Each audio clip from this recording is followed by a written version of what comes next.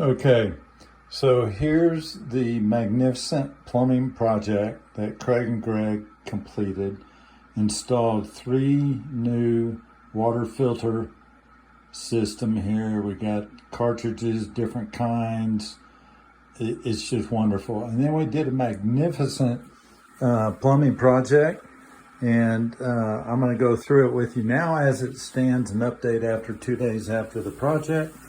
So this is the intake valve where water goes in, and there's a solo cup to catch the leak from that joint.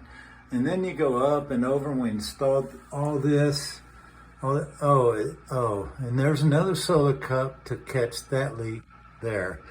And then you go across, goes through the filters, and then here's the out. Oh, well, yeah, there's a bucket we had to install to catch that leak. Yeah. And then we go up, the outlet's going up this nice pipe we installed there, and then over here, and then down. And that's working quite well. And what we did, we took that outlet, actually this is what we cut off.